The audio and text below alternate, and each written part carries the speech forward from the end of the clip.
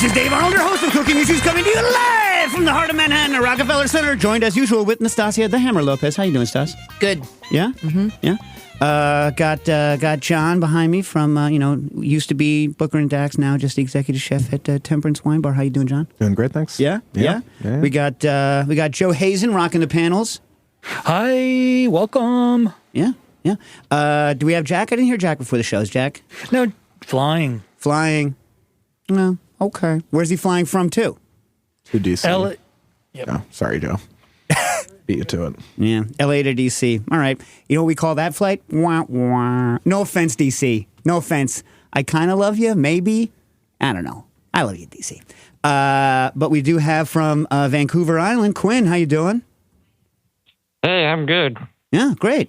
And then in our new style of thing where before we go off on a bunch of tangents, we introduce a special guest. I'm very happy to have Craig Hutchinson here from Omo Restaurants, soon to be Omo Bagels. Omo Bagels in New Haven. How you doing? Attitude is a mindset. I am wonderful today. Well, so the reason I wanted to have you on, we're going to go on tangents in a minute, but the reason I wanted to have you on is I was invited, I don't know why, but I was invited as a guest judge for Bagel Fest, I don't know, like a month or two ago in Brooklyn, and I had your bagel, and I was like, oh, this is a great bagel.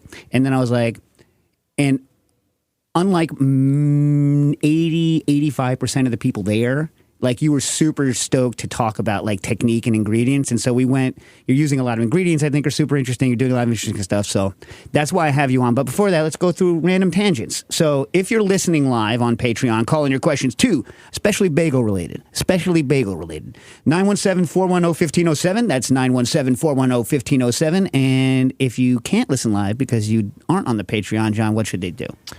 Well, you can download the podcast anywhere, but you should also become a Cooking Issues Patreon member. Go to patreon.com/Cooking Issues and sign up. There's a bunch of different membership levels, and you get awesome perks in all the levels. So, yeah, discounted books through Kitchen Arts and Letters, access to the Discord, and many, many other things. Now, one thing that's an issue, right? Here's an issue that I hadn't thought about. So we do the episode on a Tuesday, and the Patreon folks can listen to it, right?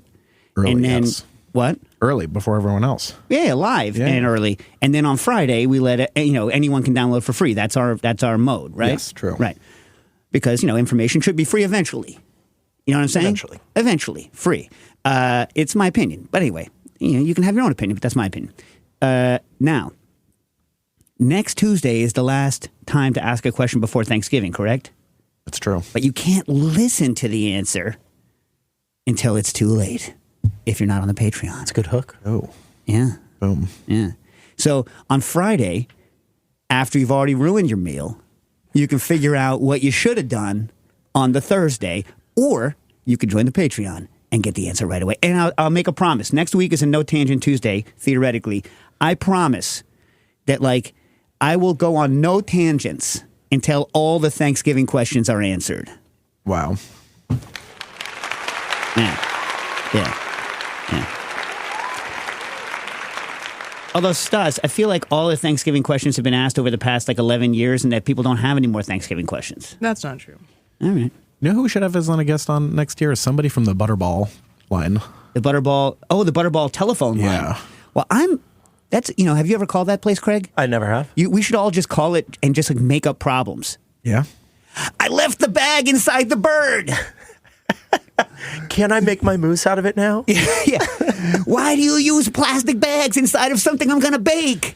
Actually, I don't know if Butterball is one of the paper bag people or one of the plastic bag people, but why isn't everyone a paper bag person? Why stick plastic inside of a bird you're going to roast? That about 90% of people do roast anyway. Yeah. I mean, I even forget it still. Yeah. Well, yeah, especially if you're not doing the old school stuffing thing. Speaking of old school stuffing, today, last week or a week and a half ago, I taped an episode of Dave Chang and Chris Yang's Recipe Club, the Thanksgiving episode, and I think it's gone up today already, John. Yeah. Yeah. So you can find that on. As far as I know, yeah. You can find that on Spotify. In this Anywhere. Yep. Not just on Spotify. I know. I just found it on the iTunes podcast stuff. So yeah. Spotify. Anywhere. Anywhere you can find it. But I'll say this. Here's what I talked about. So apparently Recipe Club, Wiley did it, is where you're supposed to use somebody else's recipe and then you make it and then you make comments on it. right? But for the Thanksgiving episode, Chang was like, what are 2 recipes that I use? So I cooked my own recipes, which is kind of unfair. So I messed with them a little bit. So I did my mom's stuffing, which, Okay. I've had for the past 50 years. You know what I mean? And I can make it in my sleep. In fact, if I go to somebody else's house for Thanksgiving, when I come home, I make that. You know what I mean? Because no one else's stuffing is what I want. Right, Stasi? You want the stuffing that you want. It's not whether it's best or worst. It's that you want the one you want. Yeah. Yeah. You're telling me you've never been satisfied with somebody else's stuffing? No. Wow. Other stuffing tastes good, but I haven't had Thanksgiving yet. Or should I say no stuffing has satisfied you? That's right. Right. Well, but I'll say, and my mother-in-law's Parker House rolls, which I've modified because, so Parker House roll, for those of you that, I don't know, haven't had a Parker House roll, like a lot of butter. The answer is a lot of butter. And she forms hers with where you fold, she makes the little round ones and then paints it with butter and then folds it into a C and then stacks them. So I modified it because I'm so lazy. I'm not going to do that. So I just make one giant flat log and cut them into like folded squares because I'm lazy. Yeah. It's also kind of Hawaiian roll-esque. Which Yeah. isn't bad. No, it's just massive amounts of butter. If you want to know why it's good, you make like, what's funny is that it's kind of like brioche, but like low on, mine anyway, low on egg and high on milk. And It's kind of like brioche until you get to the shaping component of it. Then you realize this is awful. yeah. But then, you don't like Parker? Yeah, I love them. I hate shaping them. Yeah, well, that's why you just roll, instead of doing each individual thing, just like divide your dough into however many lines of rolls you're going to do, roll it real long, paint it long, fold it over and go whack, whack, whack, and Right. cut it, and then you're done. They're going to share steam anyway, so might as well. Right. And I don't, no one's like, these aren't semicircles. They're rising anyway. You know what I mean? They're rising and they're going to bump into each other anyhow. Who needs the little semicircular thing? Also, I butter not just in the dough, not just on the bottom of the pan and inside them, not just afterwards, but also before on top. Wow. Butter in the dough, on the bottom, in the middle, on the top, 2 times. Split them open, more butter at the table. Oh yeah, well, so that's funny, right? So like my niece, Wiley's daughter, comes in, and I'm serving her these Parker House rolls because I made like 24 of them for the episode, right? And she's like, "Can I have butter?" And I'm like, "Absolutely. I just want you to know that it's already about half butter by weight." And she's like, "I didn't ask you how much butter was in it. I asked for more butter now." And I was like, "That's fair. That's fair." It is. Yeah. Anyways, so Chang said, and you should go watch it, that it's the best stuffing he's ever had, and he wants to make my mom's stuffing the most popular stuffing. Oh, wow. And it's simple to make, and it's very 1970s, because my mom came up with the recipe in the early 1970s as an agglomeration, actually, of my dad's mom's stuffing, because my other grandma's stuffing no good. And she's dead, though. She's dead. They're all dead. I can say whatever I like. They're all dead. You can speak ill of the dead stuffing. Am I right, John? Sure. Okay. And he says that it's simple, uses only ingredients you could source in the 1970s. Which means that everything is out of a can. You have to saute mushrooms. My mom didn't use canned mushrooms. My mom was progressive 70s person. You know what I mean? So like... So no cream and mushroom soup? No. That was a staple of my grandma. Yeah? Cream and mushroom soup made its way into everything. Can I tell you the secret in my mom's stuffing? 3 secrets. 1, poultry seasoning, right? 70s style poultry seasoning, right? 2, lots of pork sausage, the kind that come in a tube. You know that, the Jones. We used Jones, but you could use Jimmy Dean or what's that? There's Parks. You could use any of those as long as it's They're all the sagey. same. As long They have as a it's different name sagey. on it. Yeah, Right. sagey tube of meat, like a lot of that. One more secret. Not dried bread, fresh bread, but semi-dense white bread, Pepperidge Farm style. And the kicker, canned mandarin oranges. So something that can soak up a ton of fat. Which is also in that. There's a lot of butter in that too. Well, yeah. Butter, and when eggs, you bake juice. it, does it almost come out like a Detroit-style pizza on the outside? Like super crispy all the way around? Depends on how you cook it. So typically the stuff that's in the bird just absorbs bird juice and it comes out like a bird bread pudding, like a turkey bread pudding. And then we used to throw it in a casserole with the aluminum on the top so that it would steam itself first, and then we rip off the aluminum and crust the top off of it. Crispy. And it gets that crispity, crunchy stuff on top, and then bread pudding underneath. Now here's the question. Do you prefer the stuff that was cooked in the bird or the stuff that was cooked more like a dressing? Okay. the taste of the stuff that's in the bird is inherently superior. However, the texture of the stuff that's cooked casserole style is a little bit better. So you mix So it are up. you a texture or a flavor person is the question. You have to choose in this one. I think the ultimate would be to mix some stock in with the casserole style one and bake it. But Have you tried that yet? Chang did. I didn't. I cook mine with tons of stock in it. Really? You have to emulsify it as it cooks. So the bread, the starch, the fats, and the stock all make that bread pudding style that you were just talking about. I always bone out my birds before I cook them because Because you know how to cook, right? right. So I bone out the birds and then I have a crap ton of turkey stock every Thanksgiving, right? And so I usually make like a lot of gravy, and so like I don't worry about so even in the casserole one, I'm gonna dump like real strong turkey gravy on it. So that's how but I should just put some stock into the stuffing. But don't change it because it's already superior to everybody else's, right? Well, according to Dave, I don't make these kind of claims. But he for did. myself. He did already switch it. He didn't. He couldn't find poultry seasoning, so for some reason he chose Saison. sage and he's in California. I don't know. Of course, that's where my mom invented. Anyway, so like he did like sage and chicken stock paste. Yeah, I was going to say like a bouillon cube. Yeah. Problem with bouillon cube, I have the calculation somewhere. Is you're putting in like a lot of salt. Just be aware to down your salt because I salt all my ingredients as my mom does as I'm cooking. So when I sweat the onions and celery, they get salted. Everything gets salted to the way that thing tastes good. And then when it all goes together, it only needs a little bit of correction. Can I interject for one quick minute? Of course. It turns out that one of our listeners' mothers is a supervisor at the Butterball Turkey Hotline. Oh my Look at that. God. Sometimes you just have to say it out loud and dreams come true. Oh my God. So wait. Oh my God. I wonder it's too late to have them on this year. So is she the kind of person that when you ask, can I please speak to a supervisor, you get transferred over to her? I guess. I don't know. We'll see what he comments, but that's So you have to come on with amazing. a massive problem and then try to get gotta stump upgraded the lower into ones. Yeah, exactly. Right. So the question, right? The question is, right, and this is what you're hitting at, Craig, is there some sort of like super low level call center person who's going to take the call who's never actually cooked a turkey before? Right. And they're like, have you rebooted the turkey? You know what I mean? Did you unplug and replug back? Right. Did you unplug the turkey for 30 seconds and plug it back in? And they're like, oh, wait. Oh, turkey. You know what I mean? Like something like that. Or is everyone a trained cook who picks up the phone? Ooh. In which case, maybe you need to come on with such a high level question that you need to weed out the entry level. Yeah. Yeah. Or like, you know, I mean, and I think it's more interesting to come up with real questions rather than like, I'm on fire, you know, like all this safety deep call fry 911 ones. Yeah. Hang up, call 911. You could also be ridiculous and say, I'm having problems executing my mother's stuffing. Could you please help me? Which they Something have that nobody no could help idea. you with. Right. Or Stas, we could call him with bionic turkey questions. Shows, right? I think everyone's sick of that. Well, no, only 3 people know about it. So how can everyone be sick of it? Those 3 people are sick of it. They're very vocal too. The people apparently. at Butterball won't know it. Well, Nastasia's sick of anything related to cooking. Am I right, Stas? No. Right, yeah.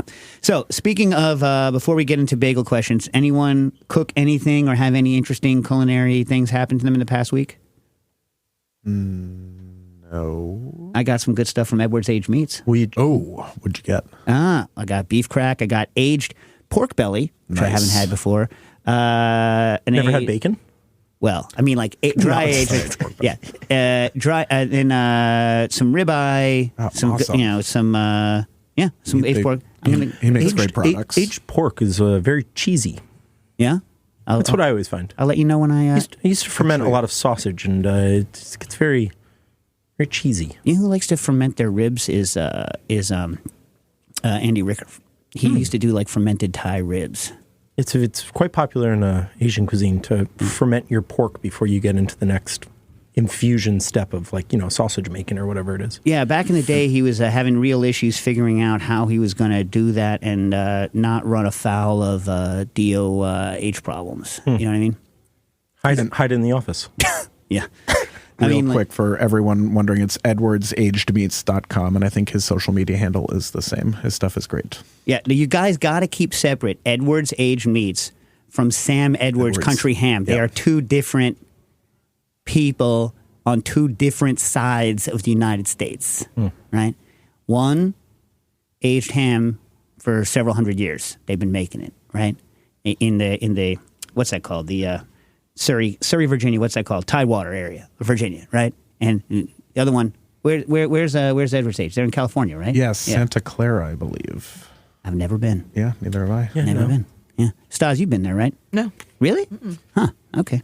All right. Well, if no one has any, We're unveiling our babka program this upcoming week. So we've just concluded over a month and a half of arduous babka baking. So that was interesting. We broke bread this morning, and it was we got it. so We're happy. what's your babka target? I'm not saying there's a best, worst. What's your target for babka? Like And did you grow up eating babka? no, Okay. I didn't grow up with.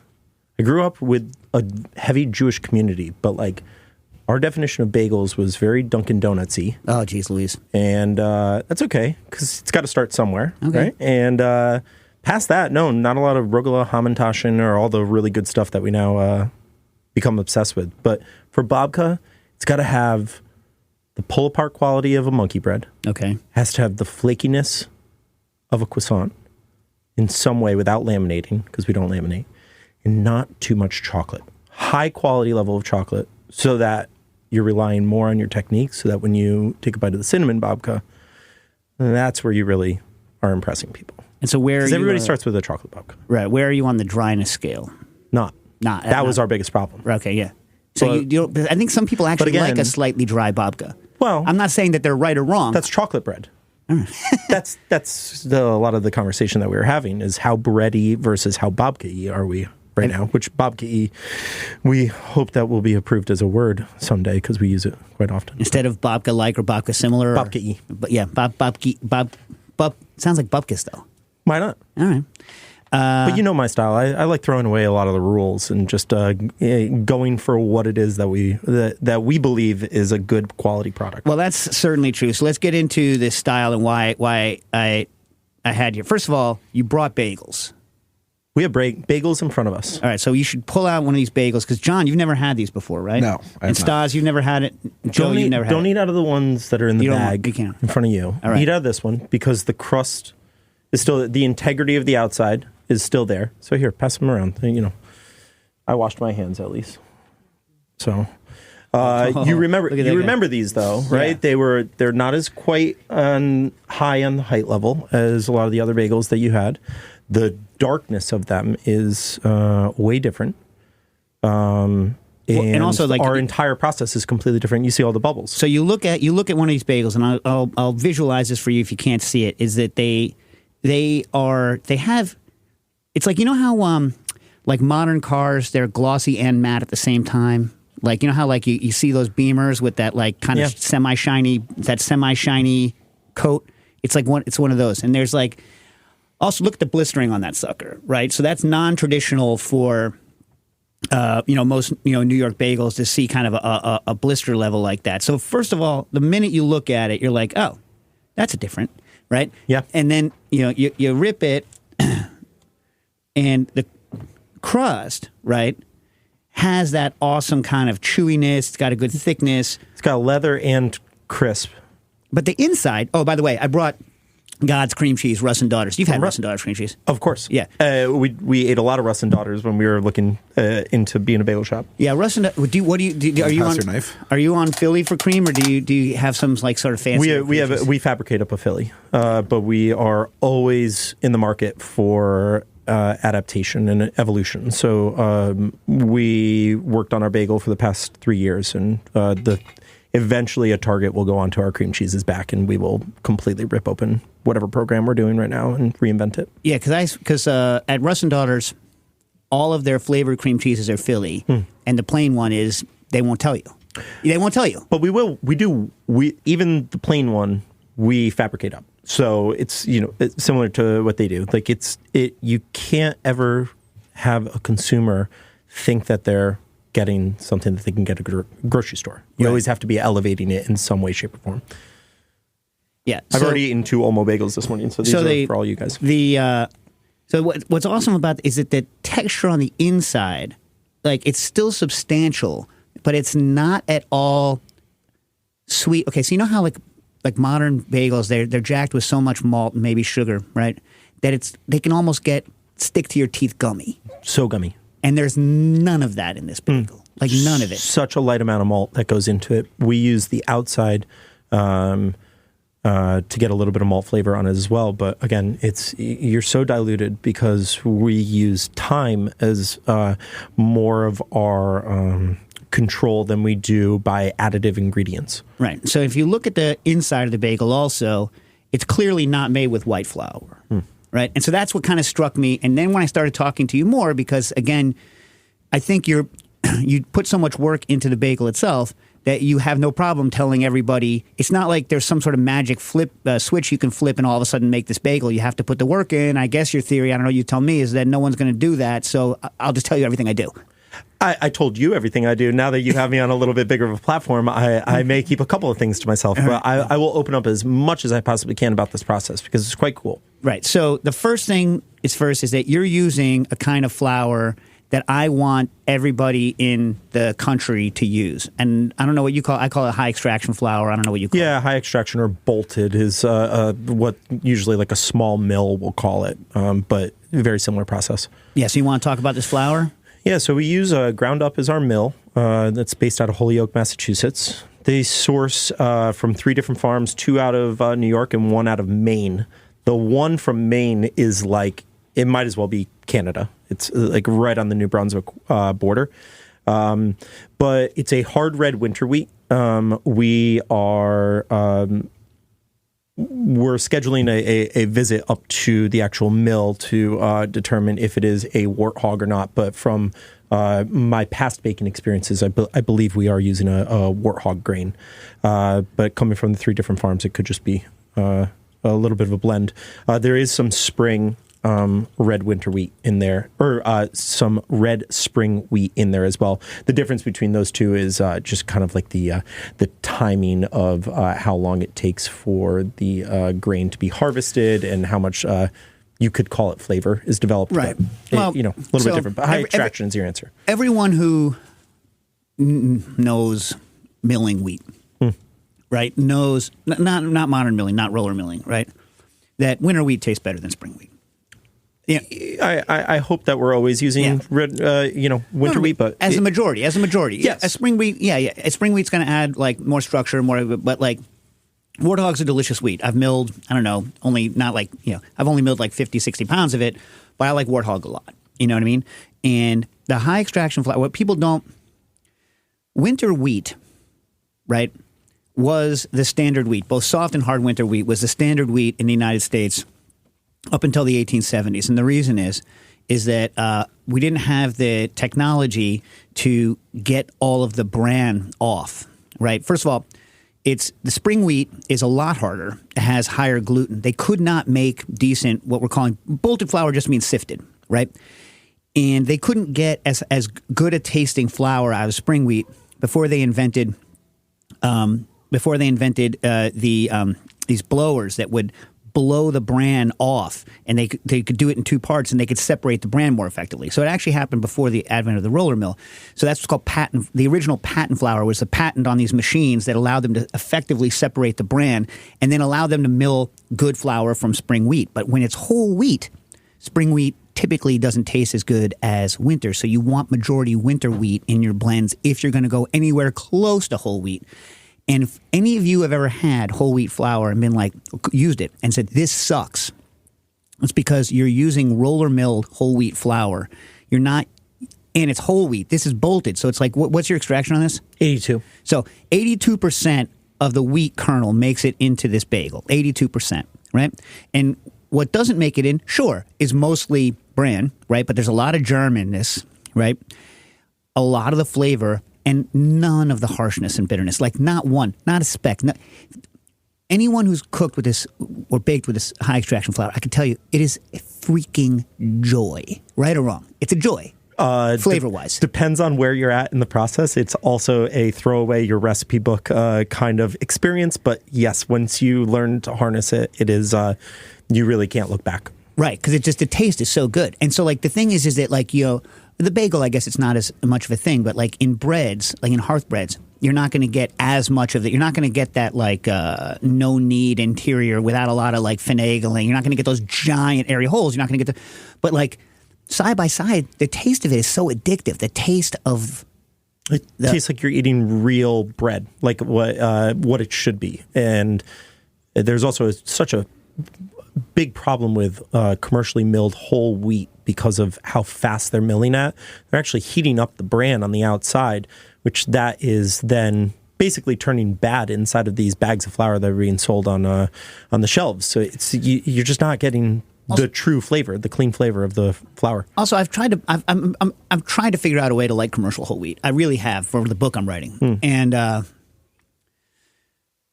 in their bread whole wheat things, they're always doping it with like I think a lot of spring to try to get that wheat, to try to get that gluten level back up because it's going to get lowered by the fact that they add all the bran. So right away, that's a mistake, I think, for flavor.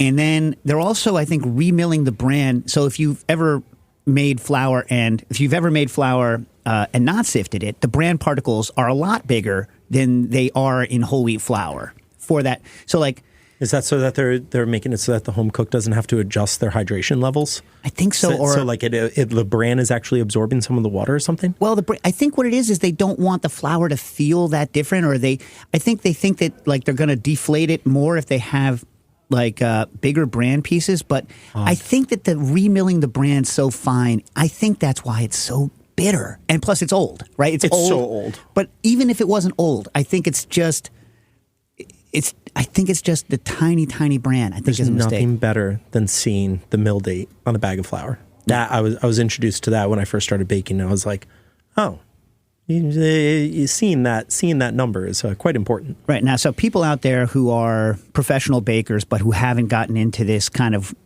relatively new again, like this 1860s world of what flour should be, right? Bear in mind that, yes, I'm aware that white flour gets better as it ages, which is why you oxidize it, you bleach it, right?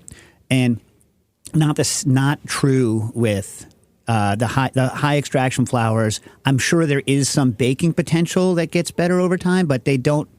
I've tested, by the way, on high extraction flour from 0 to 3 months, and it was fairly stable over that 3 months. I haven't done a year or anything like that, but so don't think of aging white flour the same way you think of the high extraction flour. So my first question to you, before I get to the questions other people have, is what's it like? Like, how much more does it cost to buy this kind of flour as opposed to, because I make it at home. I don't have to consume it it's not an input.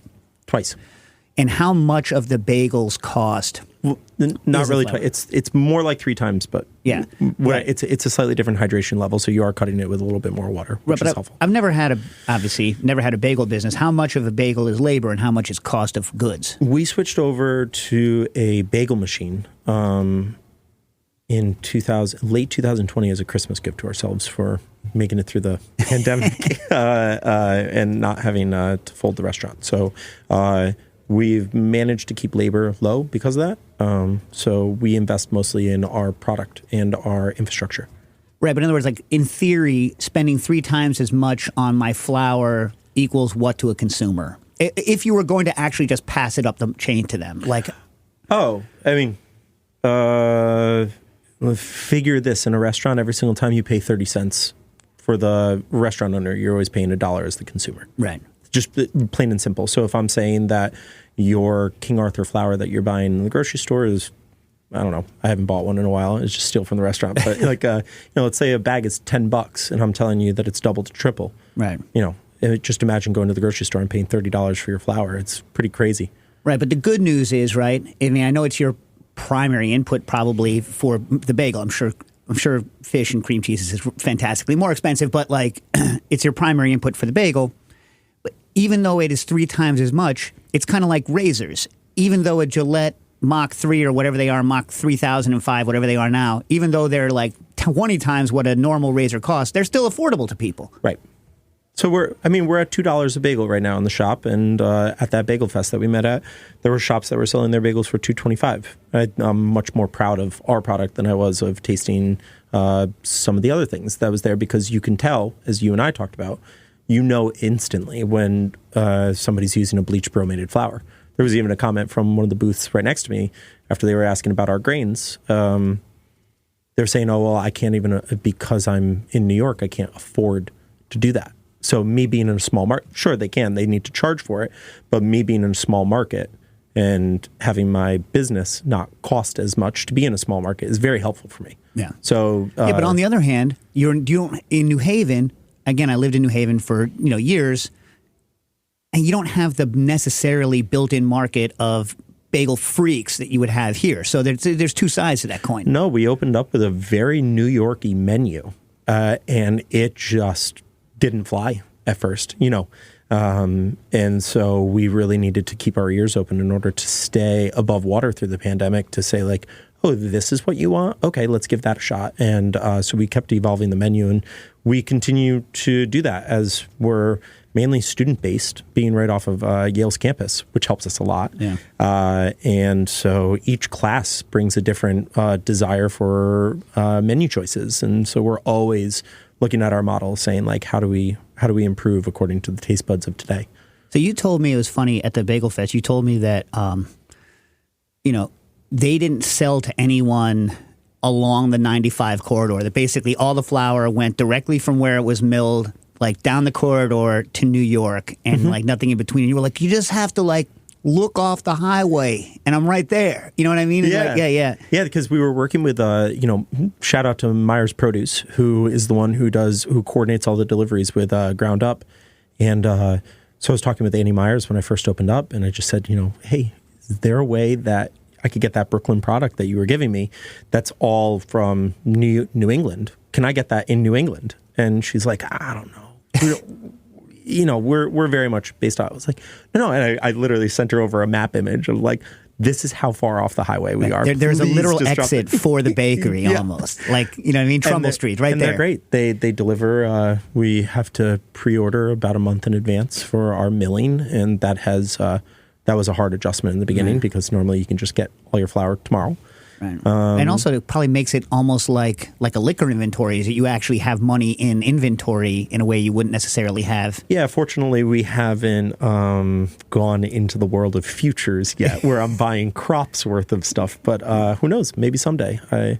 Well, so does it make you nervous? And like, I'm always wondering about the scalability of this, because I was trying to convince Chang on this menu thing I was telling you about. I was like, have him make the Parker House rolls with high extraction flour. He's like, where can I tell people to buy high extraction flour? I'm like, I don't know.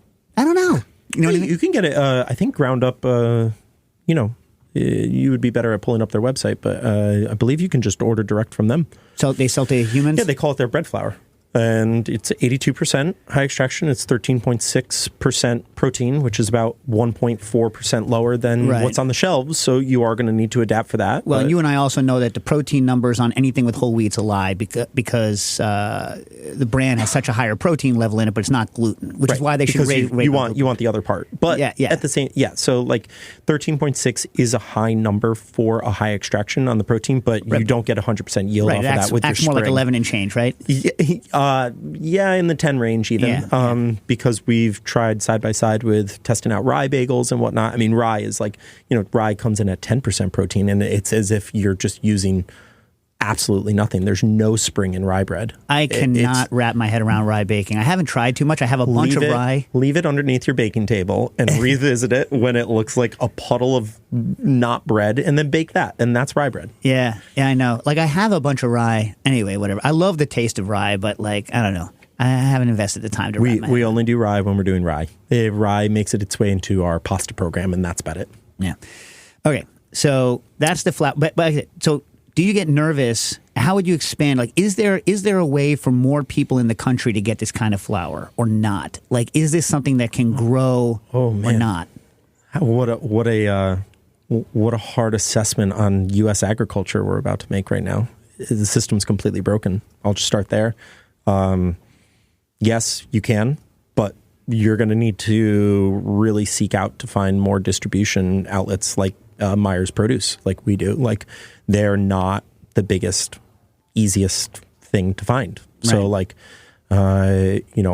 local doesn't always mean better. I do believe that. But at the same time, the quality of ingredients do. And so finding the distribution is just your hardest part.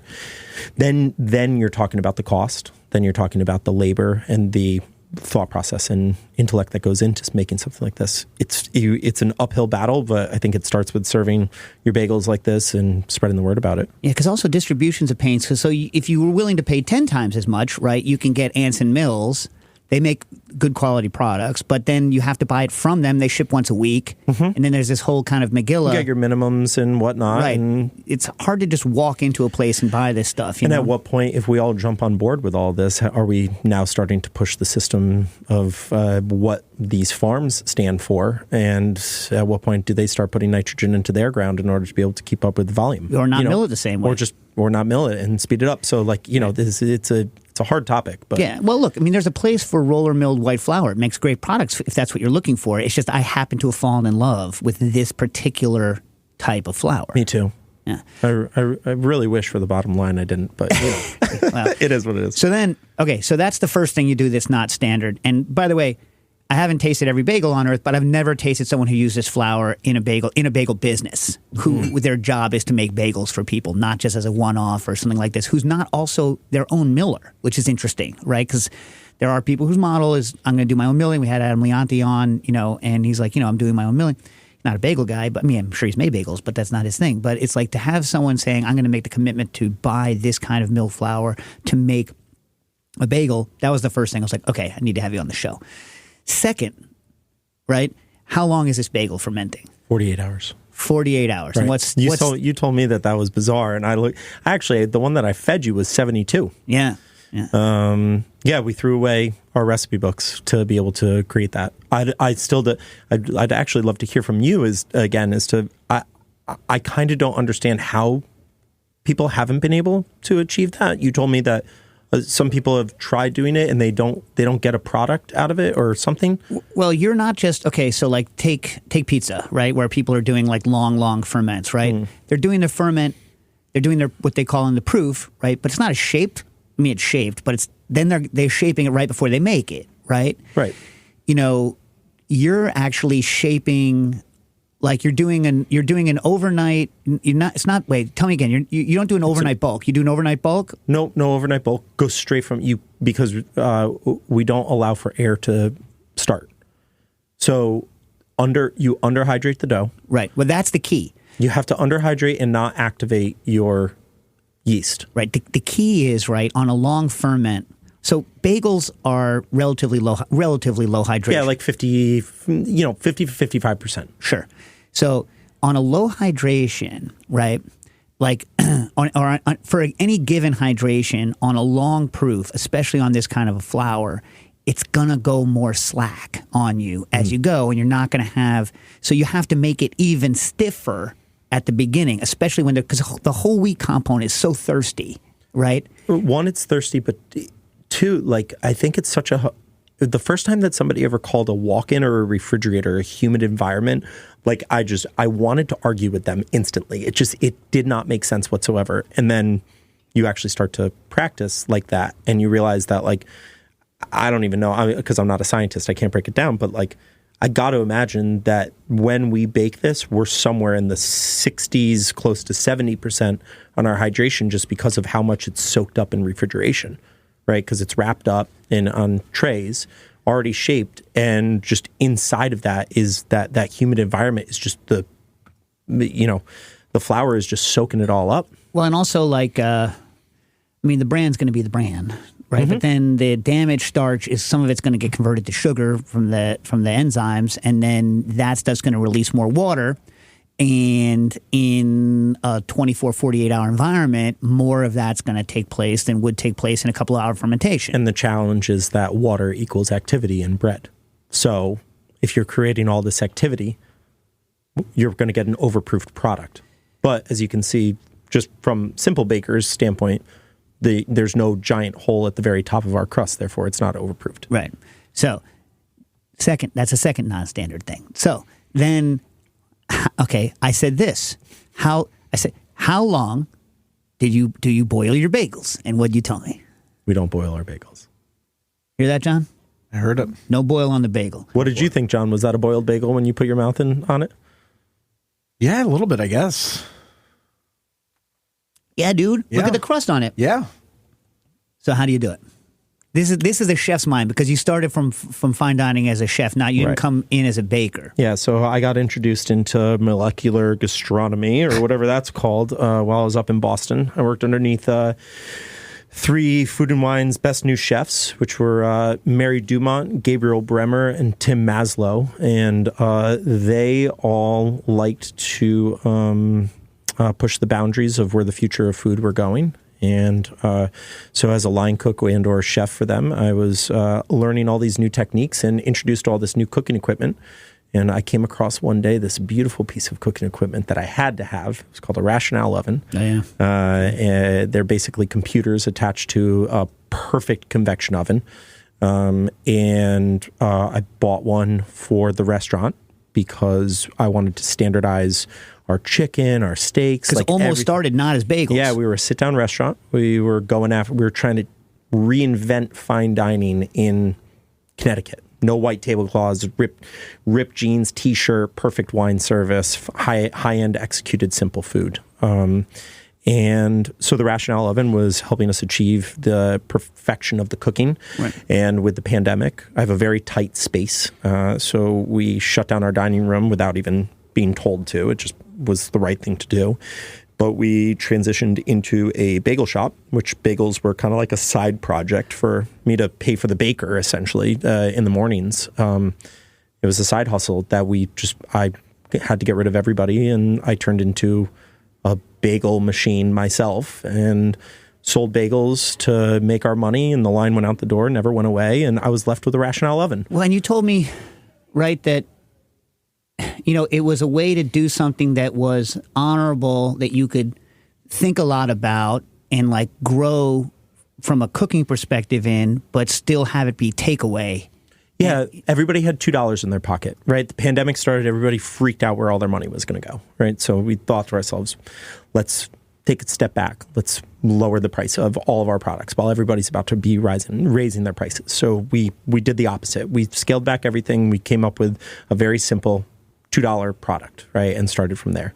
But with getting rid of everybody forcefully, I was left with doing the business, the cleaning, the shop maintenance, and recipe testing and whatnot. So I was boiling bagels one morning, and we just kind of looked at the Rationale oven sideways and said, if that thing goes to 212 degrees with a full steam setting, and you put the convection all the way up, is it a pot of boiling water?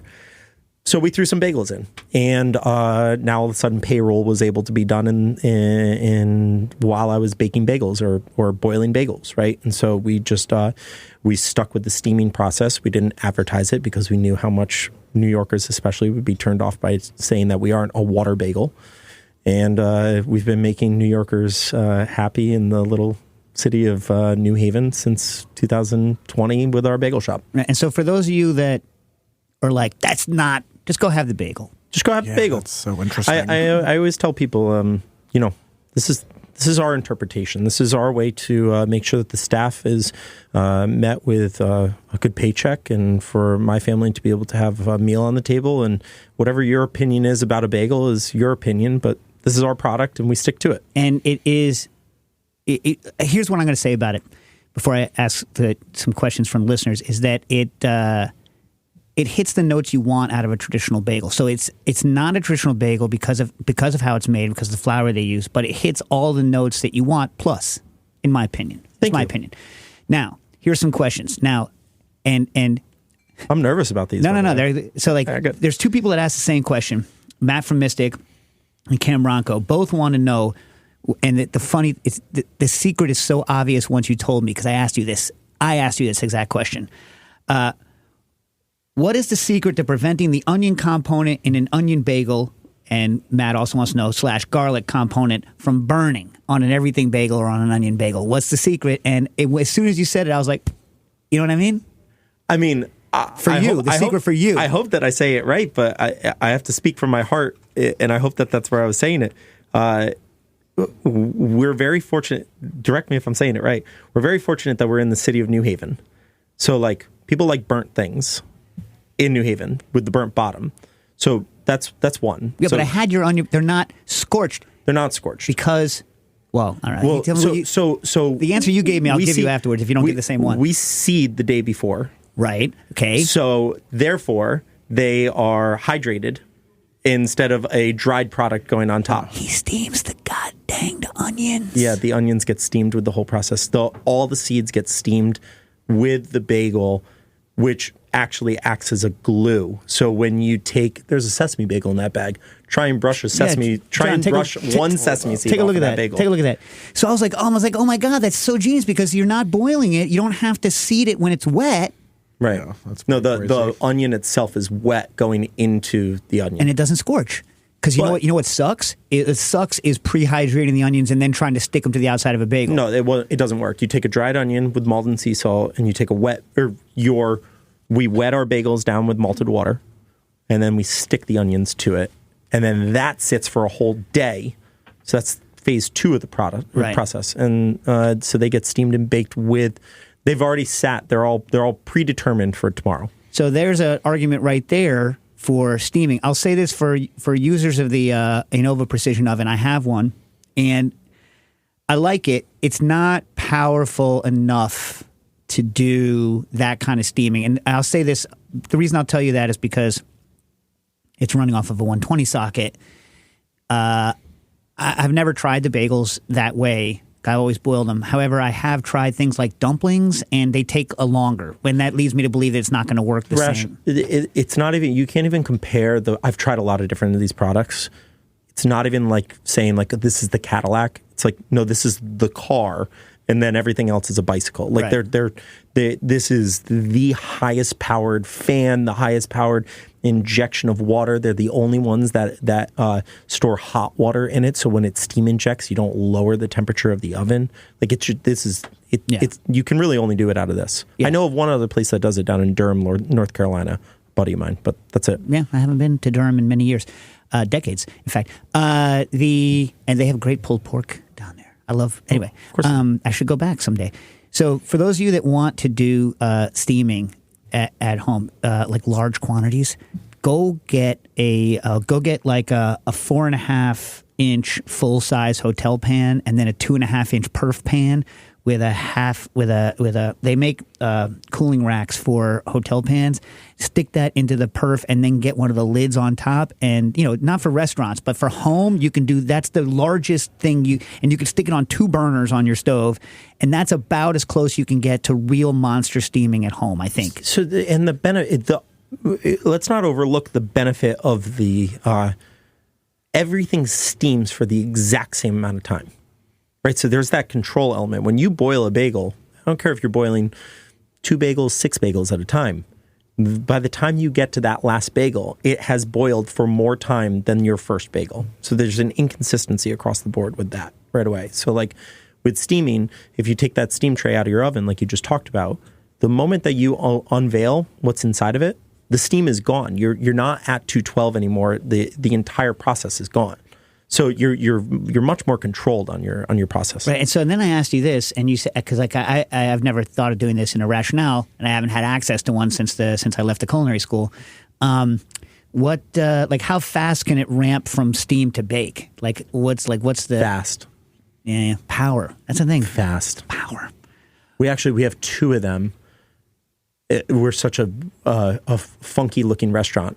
We're clearly not backed by millions and millions of dollars. It's a much more of a mom and pop feel. So one of our rationales is a half size, and one of the rationales is a whole size. And they're 2 completely different settings in order to be able to get the same product out of it, because the amount of convection that happens in the half size is so much stronger than the one that happens in the full size. And I'm talking about width of sheet tray for those who are wondering what kind of language I'm speaking. Yeah. But are they both same height, single height, or are they the double height? Yeah, but we're in a basement space for our production, so we're restricted by our ceiling and hood size. Right. So we pump out about 360 bagels every, let's just call it 20 minutes. Yeah, and your rationales, are they electric or gas? Both. Right, but in other words, so like the heating element. Yeah, the heating element we do gas. Yeah. The rest of the entire restaurant is electric. Right. It's the only gas line that we have. I know some people that have all electric, and the electricity. It's not that I'm not saying the bill, right? Because the whole world's moving that way. I'm saying just the service you need is nuts because it just, as you say, unlimited power. You know what I mean? It's like we've also just heard from other chefs that the gas powered one is just a better made piece of equipment. They're not quite there on the electric technology. Yeah, the electric. I remember I was working with someone. And I looked at their breaker panel for just a single, the one that's like that. So it's not like a full height, but it's not this one. It's like, the 2/3, whatever you call it, height. And I looked at the breaker panel. I was like, that's twice as much electricity as goes into my whole apartment. The whole apartment. I was like, we have 2 of those. We have 2 of those, and you will laugh when you see the size of our restaurant, being like, there's no way you need 2 of those. Restaurants use a lot of electricity. Well, so that's the other thing is like, right. I wonder, because rationales are still a lot more expensive than a deck. Than like a Blodgett, right? Yeah. Or even like, inexpensive deck. Yeah. But I wonder what the ROI is, because you don't have to do the boiling. You don't have to, like, for labor and all that. I wonder what the ROI is. How many people stand in front of the kettle at Essa while they bake? Eesh, I don't know. I haven't been to Essa in a long. I've had their bagels recently, but I haven't been there recently. Or how many people stand in front of a kettle? Yeah. That's what you're removing out of our model. Yeah. Which is, we do hire a lot of people. We just keep them on, other things like getting bagels to people, like guest services. Yeah. All right. Michael Vahabi writes, we just talked about it. What kind of oven do you use and recommendations for oven? I mean, you've come out pretty strongly on the side of the rationale. Yeah. I love the standardization of food. And they don't break as much as they used to. Rationales used to break like a mother. I have my original rationale versus the new one that I have has had 0 service calls on it, as opposed to the 5 that I've had this year on the new one. So, yeah. Well, you know what used to go wrong? I love warranties. The old, what do they even call them now? They used to be called SCCs. Are they still called self-cooking centers or no? I think so, but it's an oven. The old SCCs, if you put them into a normal, kitchen, like we used to have them for, we had a couple at the school, and one of them was in the restaurant, and the one that was in a restaurant was next to another hot side thing. You know what I mean? It wasn't like completely unsurrounded by anything around it, and the electronics would fry like regularly. They would fry. And without the electronics, it's useless. Yeah, it's a brick. You know what I mean? So but that doesn't happen anymore. They fixed that. Yeah, Rationale's been a really great company for us to work with. So yeah, it's so funny when things go from. I'd love some sponsorship from them. You hear that, Rationale? You hear that? Send me a new oven. The thing about like a German company like that is that they're probably like, well, don't put it next to something hot. And you're like, that's not my life. That's not my life. I have X amount of hood space, and this is my reality. Yeah. But manufacturers are so funny. That's like it used to be everyone. Remember, this is 15 years ago. Everyone was like, well, we want to put induction in so that so it doesn't get so hot in the kitchen, and we want to go electric, etc. And then they would always undersize. They would want to put induction range over an oven. Right. And they would always undersize the cooling fans, not to mention cooks would go slam with a pot and break the tops constantly. But they would always burn out. And they're like, well, you can't run it full blast all the time. You're like, you don't understand. I'm going to run it full blast all the time.